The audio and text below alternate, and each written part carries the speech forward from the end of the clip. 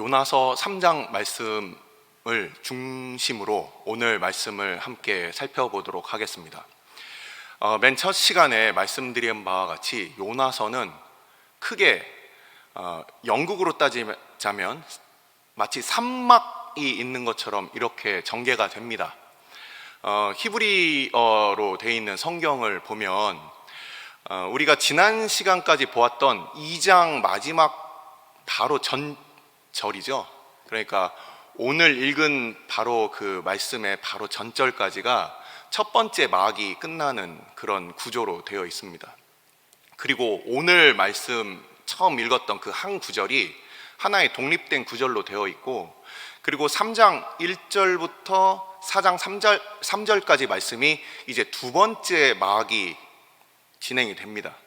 그리고 마지막으로 이제 다음 시간에 이제 마무리가 되는 마지막 4장 부분이 이렇게 크게, 아주 크게는 세 구분을 가지고서 우리가 볼 수가 있습니다.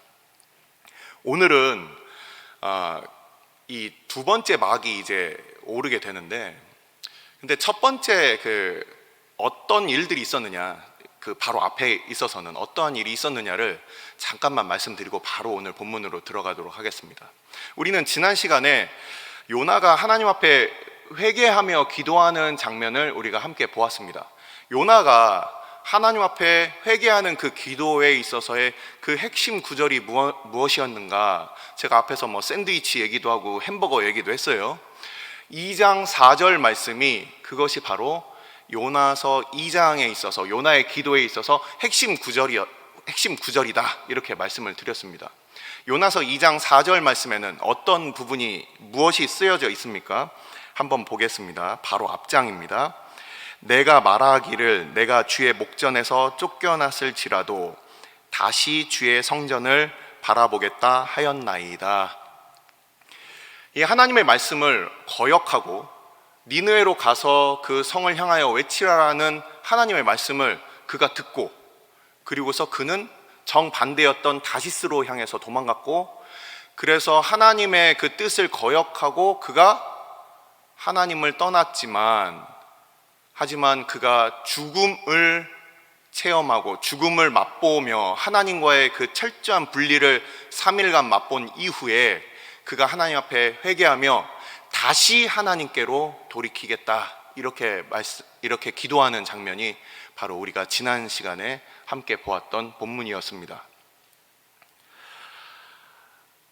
오늘 이 3장을 우리가 보면서 제가 먼저 큰 질문을 한 가지를 던지고서 오늘 말씀을 이제 보려고 합니다. 여러분들은 요나서를 처음 시간에도 말씀드렸듯이 적어도 몇 번 이상은 다 보셨을 겁니다. 요나서가 갖고 있는 그 주제가 무엇이냐, 하나님은 왜 요나를 니느웨로 보내셨는가 생각해 보셨습니까? 하나님이 왜 니느웨로 요나를 보내셨을까? 너무나도 뻔하고 당연해서 대답이 쉽게 나오지 않을 수 있지만, 한번 이 큰 요나서가 갖고 있는 이 큰 주제가 무엇일까? 왜 하나님께서는 요나를 니느웨로 보내셨을까? 여기에 대해서 한번 생각을 해보시면서 이 마지막에 그 질문에 대한 답으로 오늘 말씀을 마치도록 하겠습니다. 아까 말씀드렸듯이 그 4장 1절부터 3절까지는 4장의 그 히브리어 성경의 큰 이 구성 가운데 있기 때문에 4장 1절부터 3절까지는 제가 잠깐만 언급을 드리고 대부분은 이제 다음 시간에 이제 그 말씀을 이어가도록 하겠습니다. 이 4장 1절부터 3절까지를 보시면 요나가 굉장히 화내고 있는 장면이 나옵니다. 하나님 앞에 화를 내고 있어요. 우리는 이 말씀을 통해서 이 요나가 니느웨에 갖고 있었던 마음이 어땠는지, 왜 그가 다시스로 그렇게 속히 달아났는지에 대해서 우리가 그 실마리를 찾을 수 있는 구절이 바로 이 4장 1절부터 3절까지의 말씀입니다. 하나님께서 이 니느웨 백성을 구원하신 것이 요나가 굉장히 마음에 들지 않았다는 겁니다. 왜 그랬는가? 우리는 그 이전 시간에 말씀을 통해서 이미 잘 알고 있지만 오늘 말씀 본문을 통해서 우리가 다시 한번 복습하면서 보도록 하겠습니다. 자, 이제 요나서 3장 1절로 들어가면 이제 여호와의 말씀이 요나에게 이제 두 번째로 임했다 이렇게 시작을 하고 있습니다. 바로 그 앞절을 보시면 하나님께서 그 물고기를 명하사 요나를 이제 육지로 토해내는 장면이 이제 잠깐 막간에 나오게 되고, 그래서 요나는 아마도 3일 동안 하나님께서 그를 이제 뭇에 가까운 곳으로 이동하셔서, 그래서 요나가 하나님 앞에 그 회개한 것을 통해서 이제 하나님께서는 그를 다시 사용하시기 위하여 그래서 그를 뭇으로 이렇게 토해내는 장면이 바로 이 앞 구절에 있었는데, 자, 여기서 우리는 한 가지 생각해 볼 것이 있습니다. 우리 누구나 다 하나님의 그 은혜를 알고도, 그러고도 하나님 앞에 거역한 그런 일들이 있지 않습니까? 저는 그런 적이 없는데요. 나는 그런 적이 없는데요. 나는 정말 믿음으로 한 길만을 걸었는데요. 뭐 이렇게 그 말씀하시고 또는 생각하실 분들이 계실지 모르지만, 우리의 그 마음 깊은 곳 가운데는 우리의 끊임없는 그 죄성으로 인해서 하나님께서 이렇게 말씀을 하셔도 겉으로는 잘 따를 수가 있어요. 하지만 그 마음 깊은 곳 가운데 하나님의 그 말씀이 이해되지 않을 때, 우리가 정말 마음 다해서 그것을 하나님 앞에 다 그것을 완벽하게 한 사람이 과연 있을까? 아마 그렇지 못할 겁니다. 어떤 때는 우리가 예배도 그냥 형식이 돼버리고, 그냥 우리가 하나님 앞에 기도하는 것도 그냥 시간 때우는 것이 될 수도 있고요. 우리가 하나님 앞에 늘 거역하면서 사는 우리의 그 죄의 본성을 가지고 있다라는 겁니다. 근데 이 요나는 대놓고 하나님 앞에 이렇게 거역을 했어요. 뭐 우리가 겉으로 볼 때는 나는 이렇게 대놓고 거역한 적이 없다 생각할지 모르지만, 뭐 그 하나님의 기준으로 봤을 때는, 제가 봤을 땐 뭐 도토리 키재기라고 할 수가 있을 겁니다. 이 요나에게 하나님께서 두 번째로 말씀이 임하였다라는 겁니다.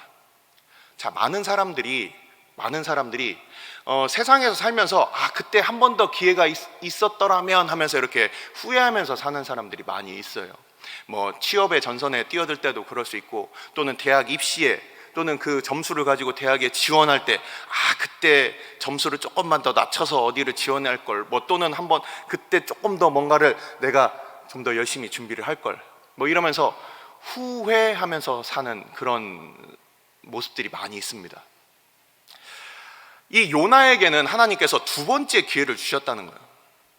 단지 그냥 우리가 후회를 하지만 뭔가 새로운 기회는 전혀 주어지지 않는 이런 세상 가운데, 하나님께서는 이 요나에게 두 번째 기회를 주셨다는 겁니다.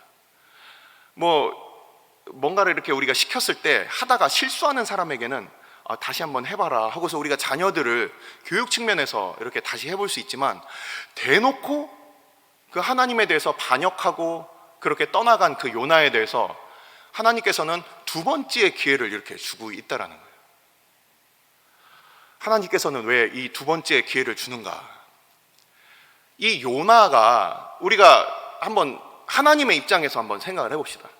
우리가 하나님의 그 자리에서 뭔가 내가 선교사를 누군가를 복음 전도자를 내가 구원하고자 하는 그 백성에게 이렇게 보내는 그 일을 하는데, 그 사람이 하나님의 말씀을 탁 잘라먹고, 그리고 보내는 사람의 그 심부름을 시키는 사람의 말을 탁 자르고, 본인의 판단대로 그 말을 안 지키고 안 듣는다고 생각해 보십시오. 이것을 우리가 불순종이라고 합니다. 지금 우리가 우리에게 있어서 누구나 다 그 우리의 윗사람이 있고, 그리고 그 우리 위에 계신 하나님이 계시고, 우리가 또한 우리 밑에 다른 아랫사람들이 있어서 뭐 자녀가 됐든 아니면은 뭐 직장의 후배나 아니면은 뭐 사원들이 될 수도 있을 거예요. 또는 뭐 그 학교나 뭐 다양한 곳에서 우리 많은 후배들이 있을 수가 있어요. 근데 내가 어떤 말을 딱 지시를 했는데 그걸 딱 자르고 자기 마음대로 그것을 해석하고 그것을 결정해서 나를 무시했다. 그럼 여러분들은 그 사람들 얼굴을 다시 보시겠습니까? 어떻습니까? 얘가 대놓고 나를 무시하는구나. 그러면서 그냥 내가 뭐 불러서 혼낼 수도 있겠지만, 뭐 우리가 많이 요즘 세상이 이렇게 막 불러서 혼낸다고 또 되는 것도 아니고, 아마 대부분의 사람들은 그냥 관계를 끊어버릴 거예요. 그냥 쟤랑 그냥 상종을 말자 하고서 그냥 끊어버릴 거예요. 그냥 그래서 뭐 걔가 어떻게 되든 말든 이렇게 생각을 할 겁니다. 그러면서 우리는 보통 어떤 행동을 취합니까? 그러면은 내 말 잘 들을 사람 다시 한번 찾아서 이 사람을 잘 교육시켜서 보내자, 이렇게 생각을 할 거예요. 근데 하나님께서는 이 주구장창 도망가는 이 요나를 그 큰 물고기까지 준비시키시고 풍랑도 준비시키시고 뭐 이런 일들을 다 통해서 이 요나를 기어이 다시 이 자리로 부르셨다는 거예요. 그냥 말 잘 듣는 선지자 한 명 딱 불러가지고 야 가서 전해, 네 알겠습니다 하고서 가는 그런 사람이 아니라 끊임없이 하나님을 거역하고 반역하고 하나님을 무시하고 그 말씀을 듣지 않는 이 요나를 끝까지 부르신 하나님은 왜 그렇게 하셨을까? 요나의 입장에 있어서는 이 두 번째 기회가 그렇게 달갑지 않을 수도 있어요. 하지만 하나님께서는 이제 4장까지 이어지는 이 말씀을 통해서 요나에게 무언가를 전하고 싶은 거예요. 요나에게 뭔가 알려주고 싶은 거죠. 그냥 우리 그리스도인들이 과업 자체만을 가지고 산다면 그냥 새로운 사람들 불러서 그냥 일시키면 되는 거예요. 교회에서도 마찬가지입니다. 선교의 현장에서도 마찬가지예요. 그냥 일만 시킬 거라면 그러면 말 잘 듣는 로봇이나 AI 그런 프로그래밍 돼 있는 그런 뭐 종 이렇게 그냥 세워서 그냥 일을 시키면 될 겁니다. 하지만 하나님께서는 그 요나에게 무엇인가 알려주고 싶으셨던 것이 있다라는 겁니다. 두 번째 하나님께서 그를 용납하시고 그에게 말씀을 전하신 이유는 무엇이냐? 바로 하나님께서 이 요나 자체를 하나님의 메시지로 준비하셨다는 거예요. 그냥 말을 전하는 사람이 아니라 요나의 삶 자체가, 요나라는 그 사람 자체가 하나님의 은혜를 입은, 하나님께서 저를 길이 참으시고 저를 용납하시고 그를 구원하시기를 원하는 그 요나 자체가 메시지로 준비되었다는 겁니다. 우리의 삶도 마찬가지예요. 하나님께서는 우리를 그냥 일시키려고 부른 사람들이 아닙니다. 우리가 끊임없이 넘어지고 우리의 여전히 부족한 신앙의 인격 때문에 우리가 가슴을 치고 때로는 부끄럽고 하나님 앞에 과연 나는 잘 살고 있는 것인가 끊임없이 그렇게 질문을 하면서 우리가 삽니다. 그러한 우리들을 하나님께서 너 충분하지 못해, 새로운 사람으로 바꿀게, 이렇게 하지 않고 우리를 오늘도 지금도 우리를 부르셔서 그 말씀 앞에 부르심은 하나님께서 우리를 그 은혜의 증거로 삼으신다라는 거예요. 내가 잘나고 내가 뭔가 능력이 있어서 어떤 능력이 있는 사람을 불러서 그 일을 시키는 것이 아니라 하나님께서 그 은혜를 우리 가운데 보여주셔서 그 요나가 바로 니느웨의 선지자로 갈, 선교사로 갈 그 준비를 하셨다는 겁니다. 그래서 이 요나에게 하나님께서는 이 두 번째 그 말씀을 이렇게 주시는 겁니다. 그래서 이 요나에게 하나님께서 그 1장에서 말씀하신 바와 같은 똑같은 말씀을 이렇게 얘기를 하십니다. 일어나라, 일어나라, 가라, 가라, 선포해라, 선포해라. 일어나라, 가라, 선포하라라는 그 말씀을 1장과 똑같이 그 요나에게 이렇게 말씀을 하고 있습니다. 그래서 너는 가서 내가 명하는 대로 그대로 전해라. 그래서 요나가 이제 니느웨로 갔습니다. 니느웨는 우리가 첫 번째 시간 때 말씀을 드린 바와 같이 니느웨는 어떤 곳이냐? 니느웨는 당시에는 아수르의 주요 도시였습니다. 수도는 아니었어요. 수도는 히스기야 왕이 왕으로 있을 때 유다 예루살렘까지 쳐들어왔던 그 아수르의 산헤립 왕 때 그때 수도로 바뀌었습니다. 그 전에는 아주 크고 주요한 도시 중에 하나였어요. 근데 이 니느웨가 아수르라는 그 나라의 그 주요 도시였는데, 그렇기 때문에 그 도시에는 그 도시를 관장하는 왕도 있었고요. 도시가 하나의 그 국가로서의 기능을 담당하고 그리고 군사적으로 지휘를 할 수 있는 그 왕이 있었다는 겁니다. 그래서 오늘 나오는 이 본문에도 왕이 등장을 합니다.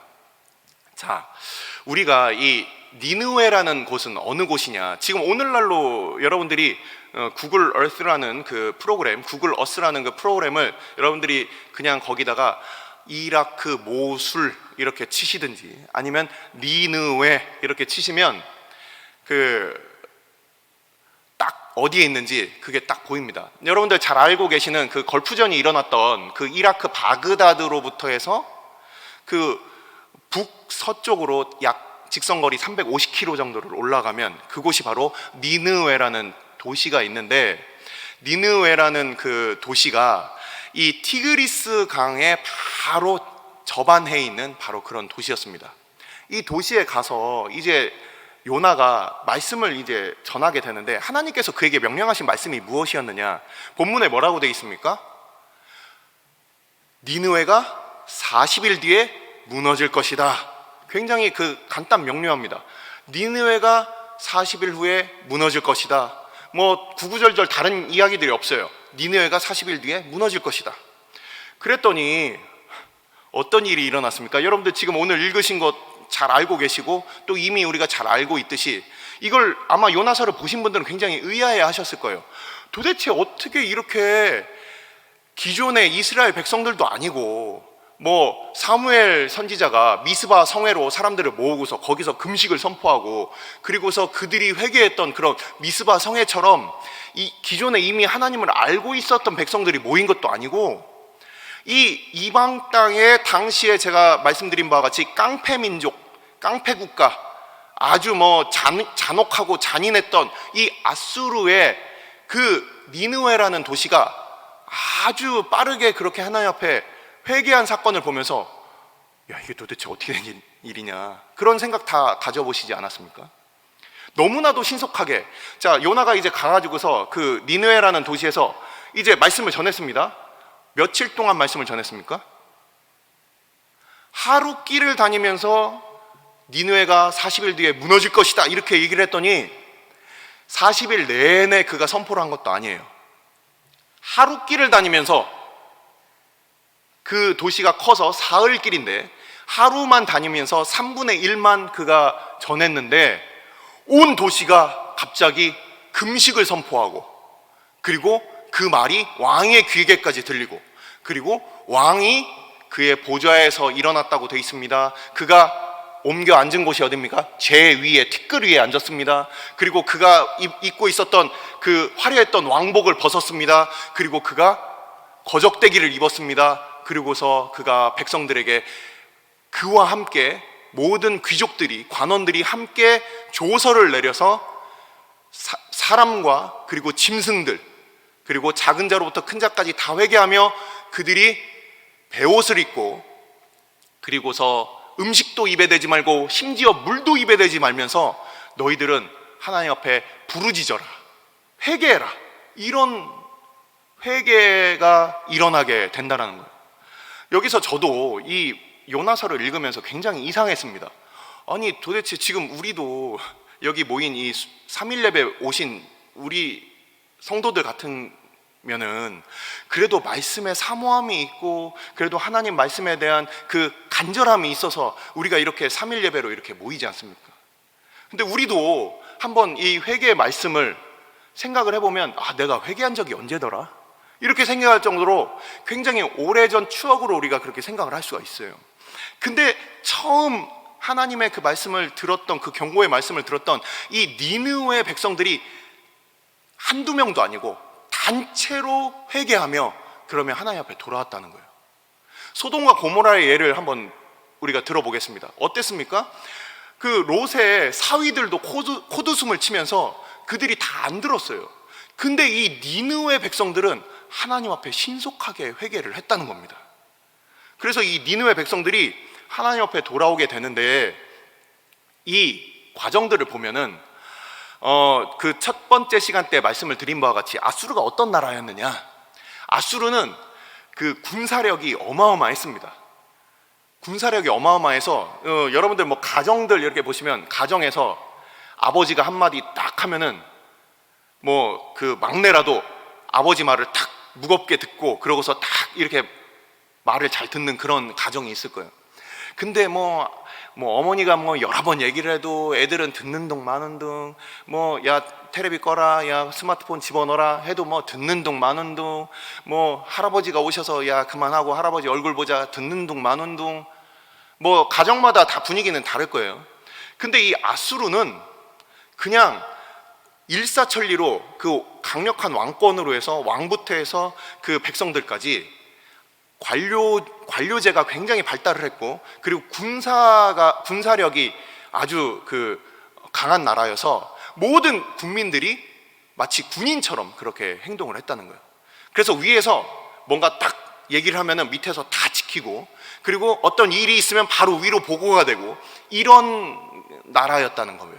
그래서 이 아수르가 지금 이 니느웨가 요나가 단지 하루길만을 그렇게 외쳤는데 왕에게까지 보고가 되고, 왕이 그 백성들에게 이렇게 조서를 내려서 전체 그 백성들이 함께 한 번에 하나님께로 이렇게 돌아오는 이 역사를 우리가 보게 되는 겁니다.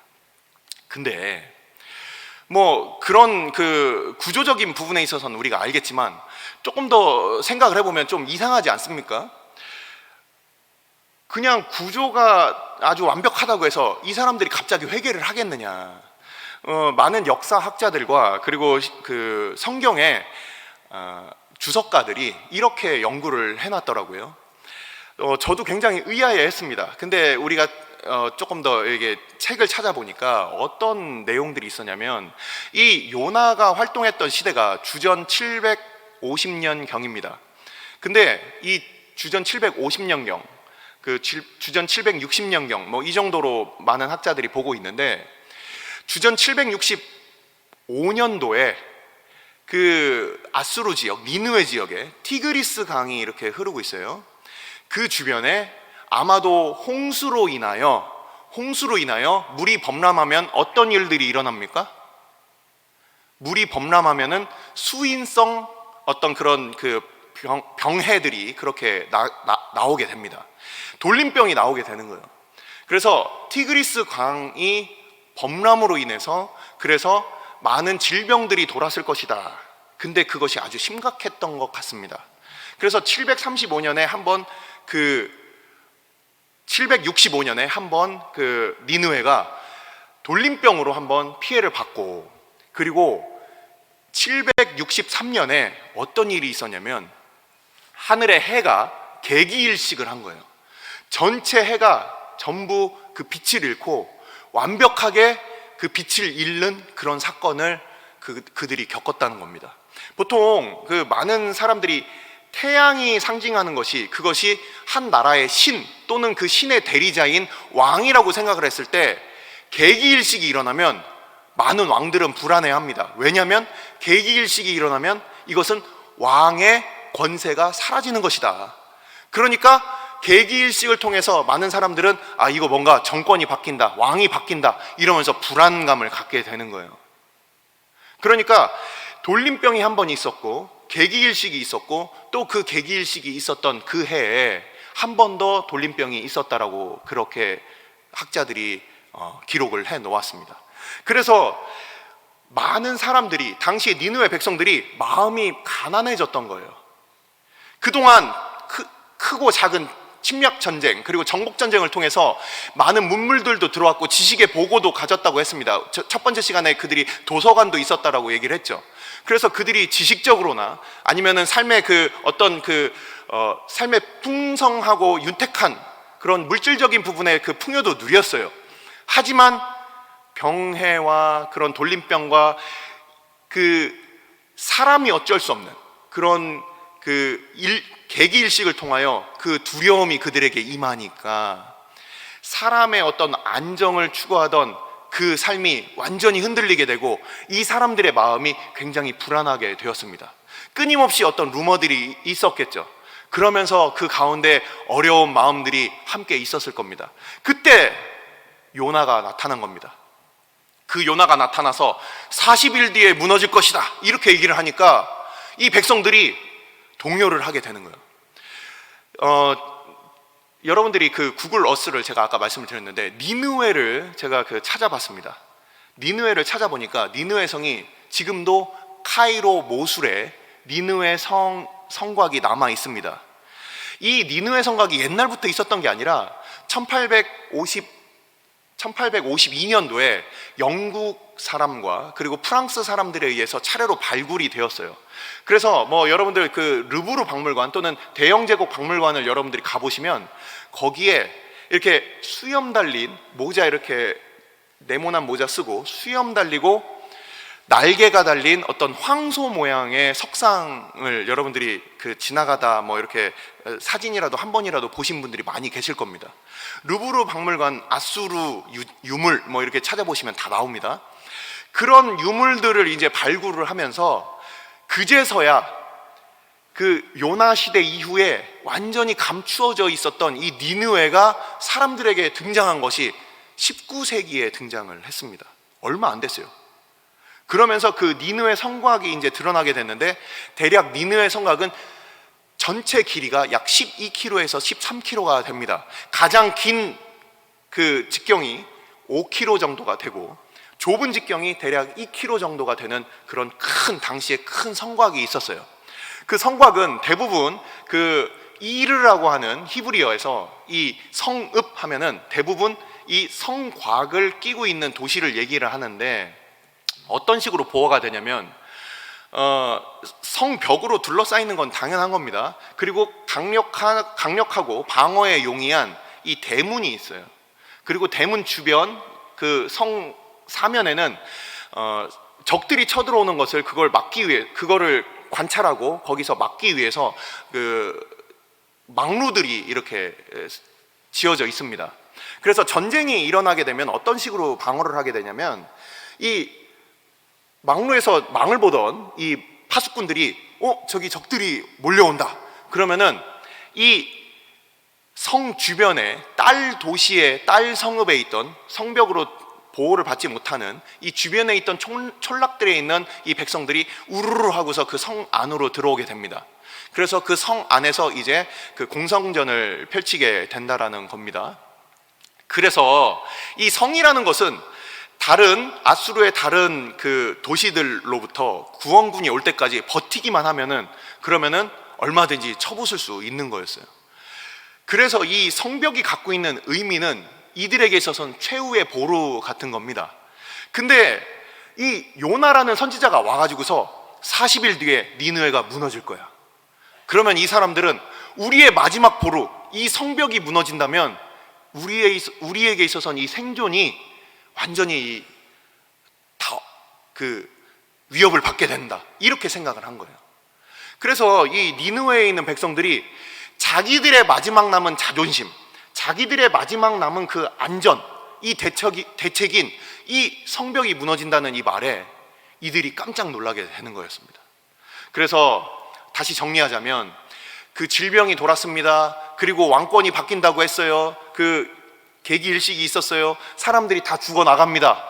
그 가운데 이제 마지막 남은 이 성벽까지 무너진다고 하니 이 사람들의 그 마음이 이 하나님 앞에 이제 회개할 준비가 된 거예요. 자, 오늘날 우리는 많은 사람들이 지금 어떻습니까? 대부분의 교회는 대부분 수평 이동을 합니다. 정말 그 평양 대부분 운동과 같은 그런 대각성 운동, 하나님 앞에 그렇게 하나님 앞에 회개하며 돌아왔던 그런 모습들은 요즘은 거의 보이지도 않고, 이제는 어떻게 하면 교회의 시설이 좀 더 좋을까, 어떻게 하면 내 자녀들이 좀 더 좋은 프로그램에 다닐까, 이런 것들로 교회를 이제는 옮겨 다니는 시대예요. 하나님을 알지 못하고 하나님을 이전에 교회를 다녀보지 않았던 사람들에게는 이제는 전도가 힘들다, 이렇게 얘기하는 그런 시대입니다. 이제 갈수록 물질 문명은 더 풍성해져서 사람들은 이제 배불러서 복음을 듣지 않아요, 이렇게 우리가 변명할 수도 있고요. 그리고 그들 가운데는 두려울 게 없어요, 다 안정적이에요, 그러니 옛날에 힘들 때나 복음을 믿었죠, 이렇게 얘기하는 사람들이 있을 수 있어요. 근데 이 앗수르가 돌아왔다는 것은 과연 무슨 의미인가? 앗수르가 돌아왔다는 것은 과연 무엇입니까? 아까 처음 드렸던 그 질문입니다. 앗수르가 하나님 앞에 회개했다. 하나님께서는 과연 무엇을 우리에게 보여주시려고 이 요나를 통해서 이 니느웨에 이렇게 보내서 그 말씀을 전하게 하셨을까요? 자, 우리는 지금까지 이 많은 것들을 다 보았습니다. 이 8절, 9절, 10절을 통해서 우리는 이 요나서 3장에 나와 있는 중요한 단어 하나를 우리가 짚고서 가도록 하겠습니다. 슈브라는 히브리어 단어입니다. 이 슈브라는 단어가 있는데 이게 돌이키다 이런 뜻입니다. 돌이키다. 자, 우리는 요나서 2장 4절, 오늘 말씀에 맨 처음에 밝혀서 말씀드린 바와 같이 요나서 2장 4절을 보면은 요나가 다시 하나님의 성전을 그가 다시 바라보았다, 이렇게 보았습니다. 회개한다는 것은 무엇이냐? 오늘 제목을 보시면서 조금 알아차리신 분들 계십니까? 오늘 제목을 보시면서 조금 이상하다 이렇게 좀 생각하신 분들 혹시 계십니까? 예. 보통 비둘기가 돌아오죠. 사람들은 회개하고. 근데 오늘 제목이 무엇입니까? 회개한 비둘기, 돌아온 사람들.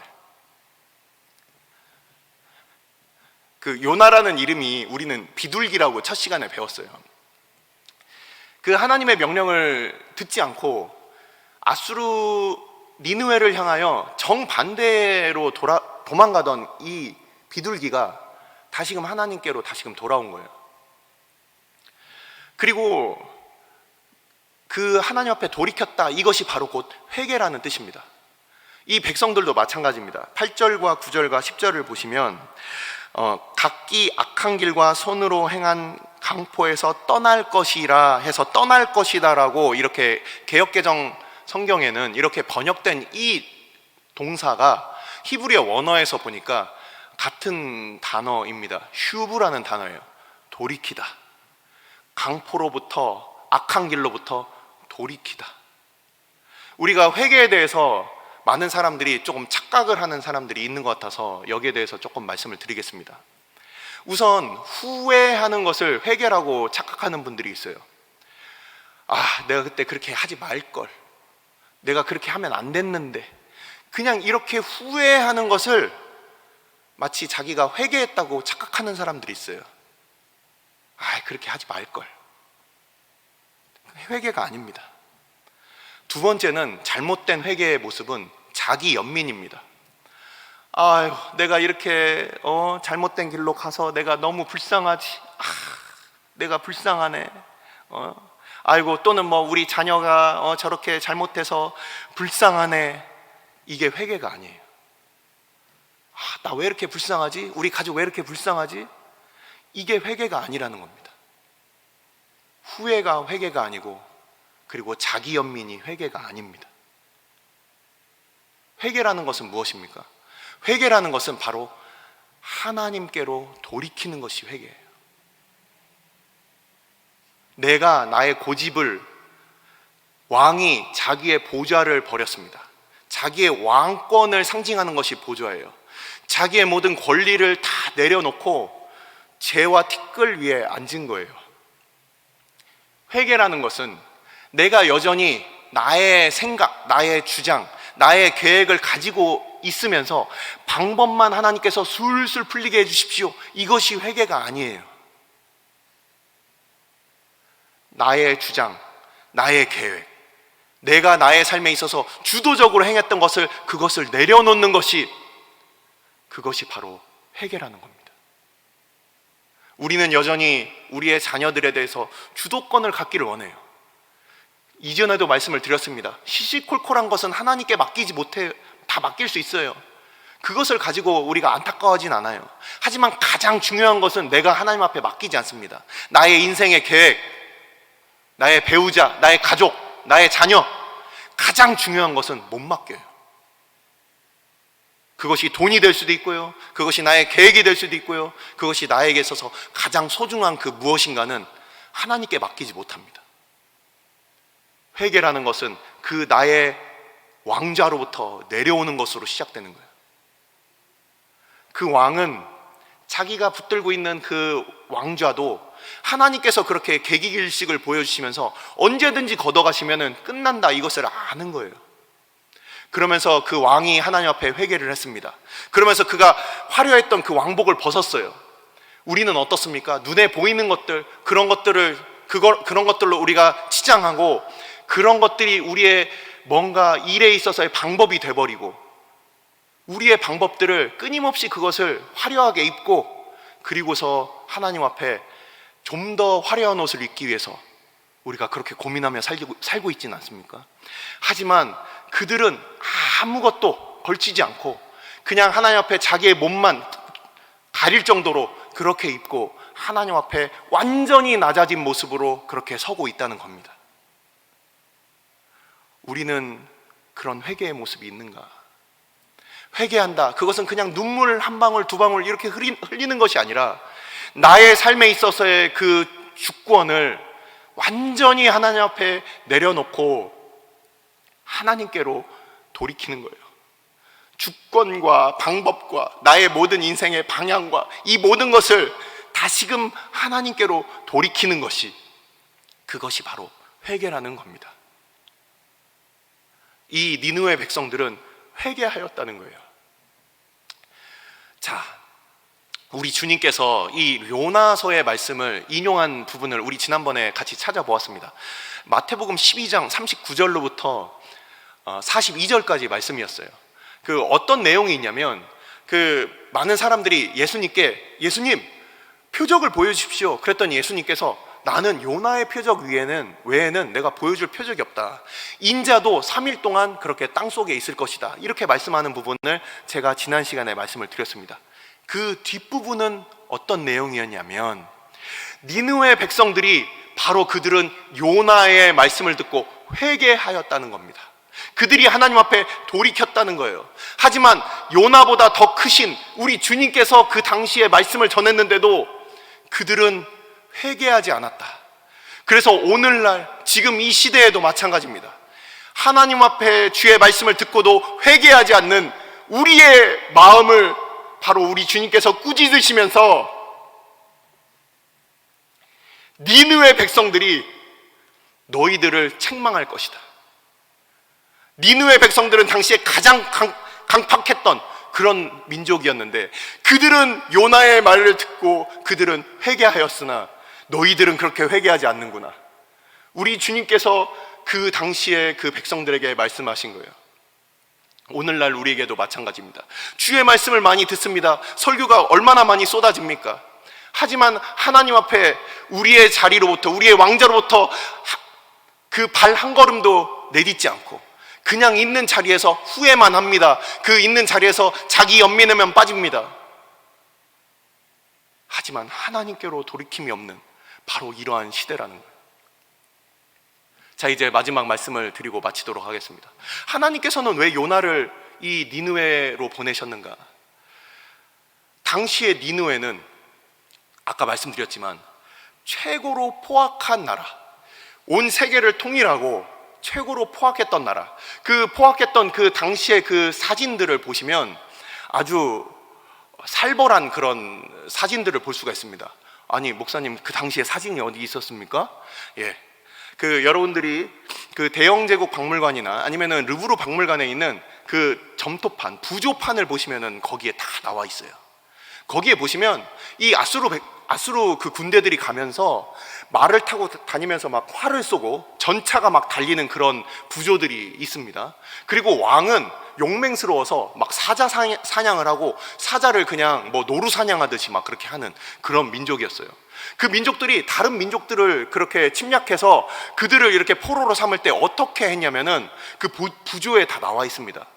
그냥 목을 다 쳐가지고서 산을 쌓아놓고요, 그리고 눈을 찌르고요, 막 이런 잔인한 장면들이 그 부조판에 다 나와 있습니다. 그리고 그 아시리아의 그 유물들을 보시면은 거기에 살만 에셀 3세가 북이스라엘을 쳐들어와서, 우리가 왜 요나가 아수르를 미워하게 됐는가 이 부분을 잠깐 말씀을 드렸어요. 북이스라엘의 예후 왕을 살만에셀 3세가 그를 완전히 땅바닥에 무릎 꿇치고 그리고서 얼굴을 땅바닥에다 조아리게 하고서 조공을 뺏어가는 그 부조판도 있습니다. 그래서 우리나라에 치욕을 준 그 아수르였기 때문에 이 요나가 아수르를 그렇게 미워한 거예요. 실제 아수르를 왜 살렸는가? 이스라엘의 입장에서만 보면, 다음 시간에 우리가 보겠지만 이스라엘의 입장에서만 보면 이해가 되지 않습니다. 왜냐하면 아까 말씀드렸듯이 요나가 아수르 니느웨의 말씀을 전해서 그들이 회개하고 하나님 앞에 멸망하지 않았던 그 시기가 바로 760년 경이었다는 거예요. 우리가 잘 알고 있듯이 북이스라엘이 722년에 아수르의 손에 망하게 됩니다. 만일 그들을 그냥 망하게 놔뒀다면 요나의 생각이 옳지 않았을까요? 만일 그냥 놔뒀다면 아수르는 멸망해서 북이스라엘이 멸망하지 않았을 거 아닙니까? 근데 하나님께서는 왜 굳이 이 아수르를 그렇게 구원하셨을까? 이 요나는 우리가 그 요나서 4장 2절의 말씀과 같이 요나는 알았던 거예요.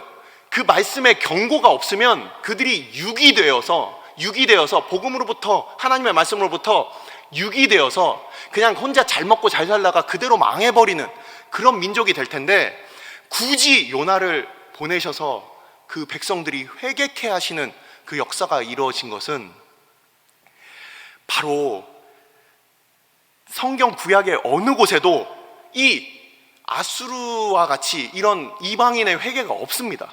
잘 알고 계시죠? 나훔서 3장을 보더라도 나훔도 마찬가지로 아수르의 멸망에 대해서, 아수르에 대해서 예언한 선지자지만 나훔 선지자는 아수르가 완전히 멸망할 것에 대해서 예언을 했어요. 그래서 나훔서 3장을 보면 아수르가 얼마나 잔혹한 백성이었는지 그 나훔서 3장을 여러분들이 읽어보시면 그 아수르의 잔혹성이 나옵니다. 그 잔혹성 때문에 이들은 망하게 될 것이다, 이렇게 얘기를 합니다. 근데 하나님께서 이 잔혹한 아수르를 구원하신 이유는, 이 요나서가 쓰여지게 된 이유는 바로 그렇게 세상에서 제일 악하고 부유하고 강하고 그리고 잘 사는, 하지만 그 민족도 하나님께서는 그들을 돌이키신다. 오늘날 여전히 잘 살고 부유하고 강대한 그런 나라들이 많이 있습니다. 우리 많은 사람들은 그렇게 생각을 해요. 가난하고 부족하고 뭔가 도와줄 그런 나라에만 가서 선교하자. 그렇지 않아요. 우리 주변에 그 사람은 부자고 뭔가 잘 사니까, 그렇지 않아요. 복음이 필요 없는 사람은 이 세상에 단 한 명도 없다는 거예요. 하나님께서 이 아수르의 돌이킴을 통하여서, 아수르가 하나님 앞에 돌이켜 돌아오는 것을 통하여 바로 온 세상이 바로 하나님 앞에 그 어떤 민족도 예외 없이 주님 앞에 돌아올 것이다. 이것을 이 요나서를 통해서 우리에게 오늘날 말씀을 하고 계시는 겁니다. 첫 번째로 요나가 하나님 앞에 그렇게 배은망덕하고 그 은혜를 받았던 그 이스라엘의 그 대표 주자였던 이 요나가 국수주의에 빠지니까 하나님 말씀을 어겼지만 하나님께서는 그에게 은혜를 베푸셨고, 한 개인에게 그렇게 은혜를 베푸셨고, 하나님을 이미 믿고 있던 사람들에게 그렇게 돌이키는 그 회개의, 회심의 그 역사를 허락하셨고, 하나님을 전혀 알지 못했던 이 이방인들에게도 하나님께서는 이들을 회심하는 그 역사를 허락하신다는 것을 보여주시는 거예요. 오늘날도 마찬가지입니다. 교회 안에도 요나 같은 그런 하나님 앞에 돌이켜야 될 우리의 모습들이 있습니다.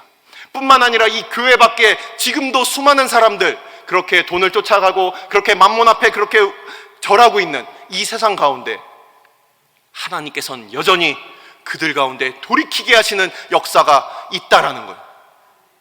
그것을 위하여 하나님께서는 이전에 그렇게 깡패가 떴던 사람이 회개했다면 그보다 못한 사람들은 왜 회개할 수 없을까? 하나님 앞에 다 돌아오게 하신다는 거예요. 그것이 바로 하나님께 있다라는 거예요. 그래서 그들에게 그 돌림병과 그리고 계기일식과 이런 모든 것들, 회개할 수 있는 이 모든 것들까지도 하나님께서 다 준비하시고 그들을 돌이키게 하시는 그 주권이 하나님께 있다라는 겁니다. 오늘날 우리는 이 요나서 3장을 보면서 우리의 회개를 다시금 돌아봅니다. 우리는 하나님 앞에 그냥 후회하고 사는가? 아니면 그냥 자기 연민에 빠져 있는가? 아니면 하나님께로 돌아온 비둘기처럼, 회개한 사람들처럼 하나님께로 돌이키고 있는가? 그것이 바로 요나서 3장이 우리 가운데 말씀하고 있는 우리의 모습인 것입니다. 기도하겠습니다. 이 시간 우리가 함께 기도할 때 우리는 오늘 요나서 3장을 통하여 회개에 대하여 우리가 살펴보았습니다.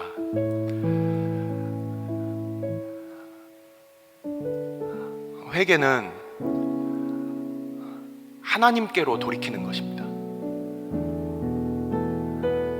하나님을 떠나서 내가 왕좌에 올라 있는, 그리고 좀 더 반짝거리고 아름답고 예쁜 옷을 입기 위하여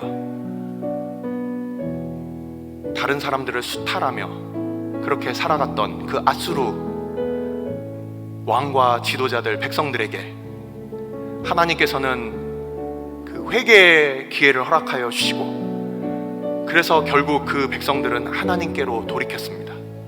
그들의 강포를 버리고 그들은 하나님께로 돌이켰다는 겁니다. 하나님께로 돌이키니까 하나님께서 그들에게 내릴 재앙을 돌이켰다라고 이렇게 성경에 나와 있어요. 하나님께로 돌이키니까 하나님께서 그 모든 재앙을 돌이키셨다.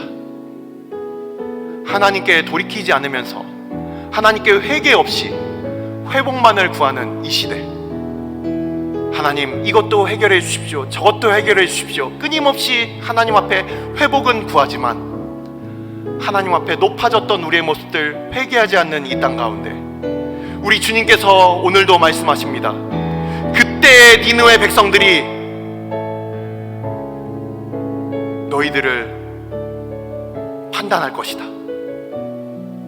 이 시간 우리가 함께 기도할 때 하나님, 니느웨 백성들, 그 강팍했던 백성들이 주님 앞에 돌이켰는데 어쩌면 우리는 예수님 시대와 같이 지금도 우리는 돌이키지 못하고 여전히 우리의 삶의 주인이 나이며 또한 내가 무엇인가 좀 더 나은 것들을 얻기 위하여 혹시 살고 있지는 않습니까? 아버지, 이 시간 우리로 주님께로 돌이키게 하여 주옵소서. 주님께서 나의 삶의 왕이 되어 주시고 나의 삶의 방법이 되어 주옵소서. 주님께서 나의 삶의 모든 것이 되어 주옵소서. 마음 중심으로 이 시간 하나님 앞에 나아가도록 하겠습니다. 아버지께서 주의 백성들, 아버지 우리로 다시금 돌이키게 하여 주옵소서. 하나님보다 높아진 우리의 모습들, 하나님보다 더 중요하다고 생각하는